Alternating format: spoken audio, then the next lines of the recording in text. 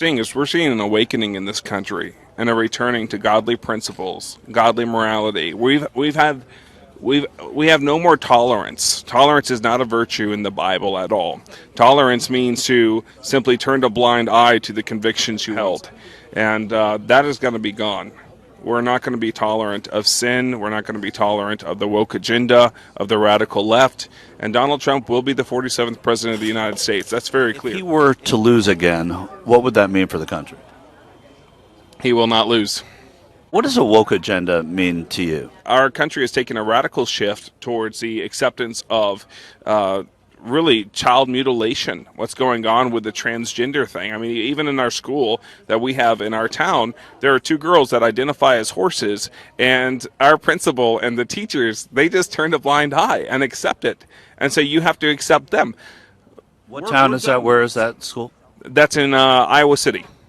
Yeah, so it's terrible what's happening in this country. Evangelicals feel this should be a Christian nation, and that's why we have evangelists and pastors and teachers and healers like myself. I'm a missionary and an evangelist.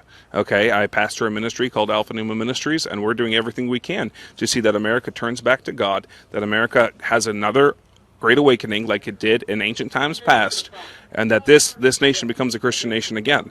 We want Christian elected officials. We don't believe in the separation of church and state to such a radical degree that we become a Marxist state.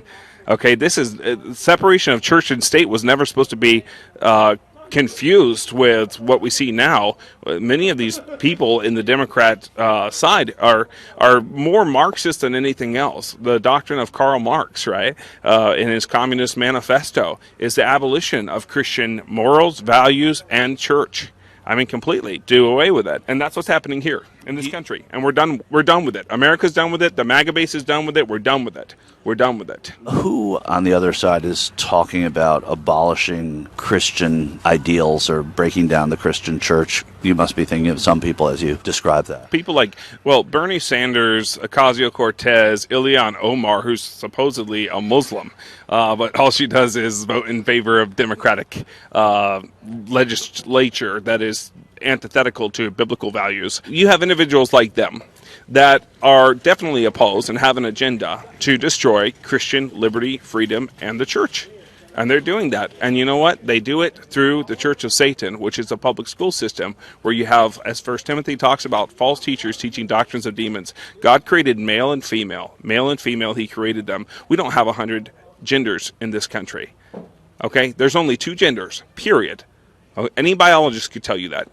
We're done with it. We're fed up with the nonsense. We're tired of having these agendas shoved down our throats and being forced to accept them when they are completely antithetical to biblical values and principles. When you have a majority evangelical vote and you're touting doctrines of Karl Marx, you're pro-socialism, Marxism, the LGBTQ agenda, you're pro-choice, all of these things which are against our faith, don't think you're going to get elected. The Second Amendment is in place for us to take up arms against a tyrannical government.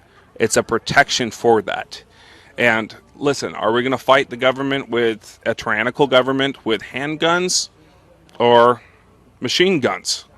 Whatever this is, if the government is tyrannical and goes unconstitutional and goes against our founding documents and becomes a Marxist state, that Second Amendment is for we the people. We are the republic. We the people.